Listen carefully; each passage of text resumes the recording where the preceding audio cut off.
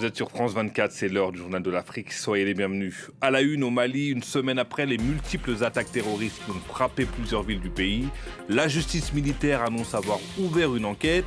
Des attaques qui ont ému tout un pays, mais également sa diaspora, notamment les Maliens vivant en Côte d'Ivoire, qui sont près de 4 millions. Notre équipe à Abidjan a pu les rencontrer. Ce rapport sur l'armée qui fait tant parler en République démocratique du Congo, le document rédigé par l'Assemblée nationale et le Sénat, pointe notamment du doigt des dysfonctionnements qui empêchent l'armée de s'adapter au contexte de guerre dans l'est du pays. La correspondance à Kinshasa.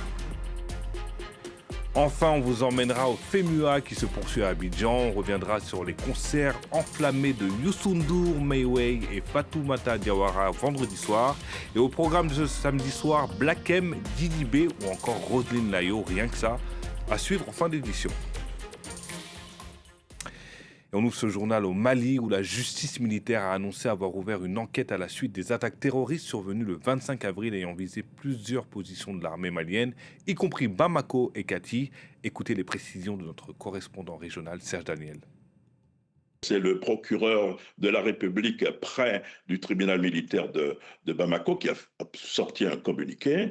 Et pour lui, effectivement, des militaires en activité, des militaires à la retraite ou des militaires radiés ont participé non seulement à la planification, mais également à la coordination et à l'exécution des attaques, des dernières attaques. Alors, parmi ces militaires figure un militaire qui avait déjà participé en 2012 à un coup d'État contre l'ancien président Amadou Toumani Touré. 4 personnes sont officiellement arrêtées et donc les enquêtes se poursuivent, mais le procureur de la République près du tribunal militaire de Bamako va plus loin en disant que des civils et des hommes politiques seraient également impliqués dans ces dernières attaques, ont coordonné ces attaques, et il cite le nom d'un homme politique en exil, Oumar Mariko, docteur Oumar Mariko, qui est un homme politique, un opposant en exil. Celui-ci a démenti immédiatement, mais on sait qu'il n'y a pas longtemps, récemment, il s'est rendu chez les djihadistes pour obtenir la libération des militaires maliens faits otages par ces djihadistes. Donc les enquêtes se poursuivent et d'après nos informations, ce jour, au moins 6 autres personnes ont été arrêtées. Il y a une vingtaine de civils et de militaires recherchés. Certains auraient quitté le pays. Et avec près de 4 millions de ressortissants, la communauté malienne en Côte d'Ivoire est l'une des plus importantes du pays. Très active dans le commerce et le transport, elle contribue largement au dynamisme économique. Les attaques survenues récemment au Mali ont ravivé l'inquiétude au sein de cette communauté, notamment sur le corridor Abidjan-Bamako-Abidjan, un axe essentiel de ces échanges. Makamara, Kaderli de Julien et Damien Kofi les ont rencontrés. Regardez. C'est dans l'une de ces gares de fret que tout se joue avant le départ. Sur le corridor Abidjan-Bamako-Abidjan, rien n'est officiellement fermé. Mais plus personne ne part comme avant. Chaque départ se prépare, chaque trajet se discute. Objectif, continuer sans être pris de coup. Il y a eu ce qu'on appelle une prise de précaution. On a pris toutes les précautions pour s'assurer que de l'autre côté là-bas, la situation n'impacte pas le trafic. Les dispositions qu'on a prises donc pour parer à toute éventualité, en clair, nous évitons d'être surpris. Sur le terrain, cette prudence est bien visible. Dans les gares et les zones de fret, certains camions restent encore à l'arrêt par précaution. D'autres, malgré l'incertitude, continuent de prendre la route. Omar fait partie de ceux qui poursuivent le trajet. À peine rentré de Bamako il y a quelques heures, il se prépare déjà à repartir. J'ai quitté jusqu'à Bamako là. Je n'ai pas arrêté au problème de la route là. Je fais 3 jours que je vais rentrer à Bamako. L'inquiétude n'empêche pas les départs, mais elle s'invite dans des foyers. Dans ce grain à bobo, les sujets de discussion ont changé. On ne parle plus de football ici. On analyse l'actualité malienne avec une toile de fond, une même inquiétude, l'incertitude, dans l'attente de nouvelles rassurantes. Ces jeunes Maliens vivant en Côte d'Ivoire gardent le lien avec leurs proches. Mon parent est au Mali. Je ne sais pas si l'attaque est possible pour aller au blanc. Je ne sais pas, mais ils sont inquiets. Voilà, vraiment.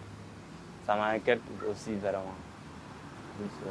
Le moment de l'attaque, là, je vais rester ici pour pour chercher l'argent pour envoyer à ma famille.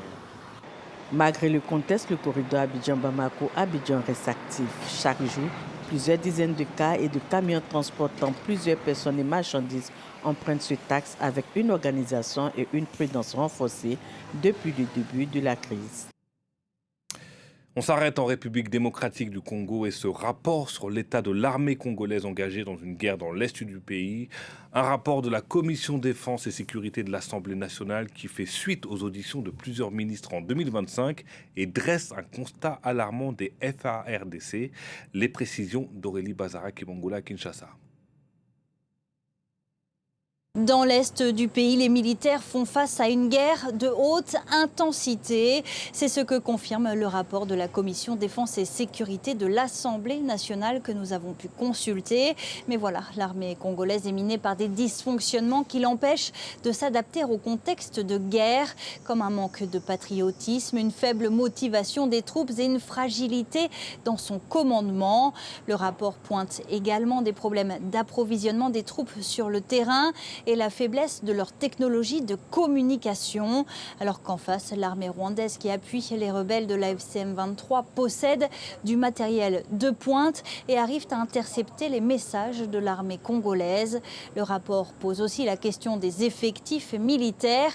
Les chiffres officiels et les effectifs réellement présents sur les lignes de front ne coïncident pas. Alors devant les parlementaires, le ministre de la Défense a affirmé que des efforts sont faits pour remédier à ces dysfonctionnements. Une mission d'inspection est en cours pour déterminer l'effectif réel des militaires. Des partenariats avec des pays amis sont établis pour s'équiper en matériel de communication moderne. Le ministre affirme aussi que pour encourager les troupes, la prime au combat a été augmentée, passant de $20 à $325.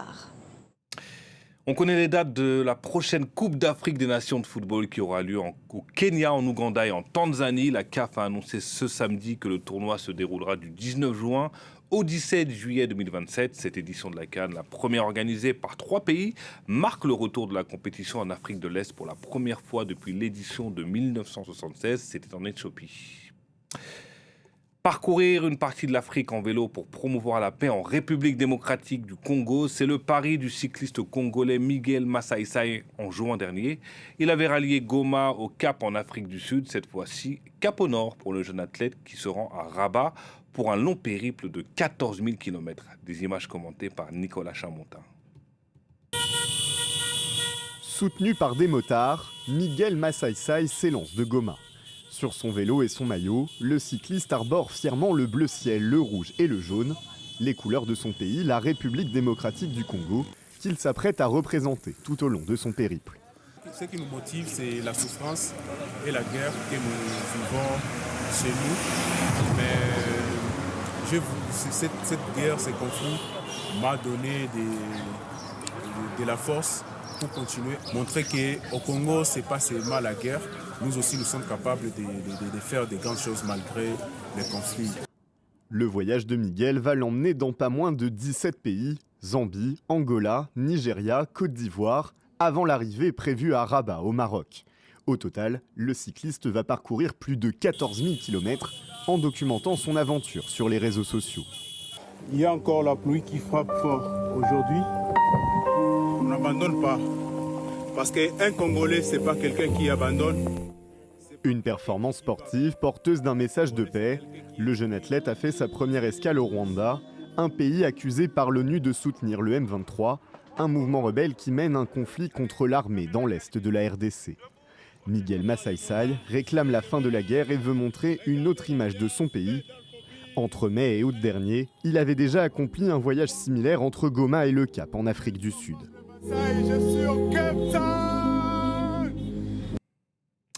Le FEMUA bat son plein. Ce samedi soir sont attendus sur scène Black M, Didi B et Roselyne Layo. Hier soir, c'est le roi du Mbalar, Youssou N'Dour, qui a ouvert la série de concerts en compagnie de Fatoumata Diawara et de Mayway. Une première nuit électrisante à laquelle était présent notre envoyé spécial Clémence Valère. Regardez. C'était une première nuit de concert électrique ici au FEMUA, marquée par les prestations du roi du Mbalar, Youssou N'Dour, et de la captivante chanteuse malienne d'afrofolk, Fatoumata Diawara. Ouvrant le bal, l'icône sénégalaise et son orchestre, le Super Étoile, ont foulé la scène du festival pour la première fois en ses 18 ans d'existence. De la fosse jusqu'au gradin VIP, en passant par la zone presse, les spectateurs étaient plus qu'au rendez-vous pour s'imprégner de l'atmosphère puissante et musicale. D'ailleurs, impossible de ne pas bouger, danser ou chanter les sons qui ont fait la renommée de cet artiste international, tels que 7 Seconds. 7 seconds away, just as long as I stay, I'll be waiting. Il a également profité du moment pour exprimer sa solidarité envers les Maliens et adresser la situation sécuritaire dans le pays. La semaine dernière, il était à Bamako pour tenir concert lors du Bal des Grands, un concert qui a finalement été annulé pour cause d'une installation d'un couvre-feu au dernier moment, alors que les invités étaient prêts à aller voir l'événement. Et il n'était pas le seul à adresser la situation. Lors de sa prestation, la chanteuse malienne Fatoumata Diawara a fait honneur à son pays à travers sa musique et ses chants.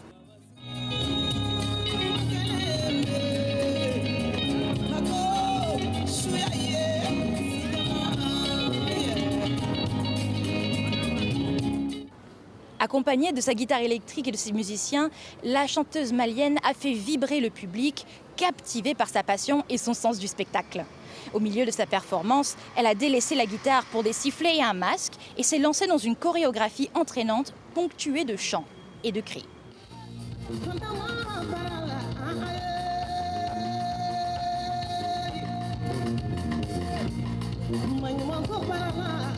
Pour la deuxième soirée de concert, place à la musique urbaine africaine et internationale avec des poids lourds tels que l'incontournable figure du rap ivoire Didi B et du rappeur franco-guinéen Black M. Et c'est la fin de cette édition. Merci de nous avoir suivis. Restez sur France 24. L'information continue.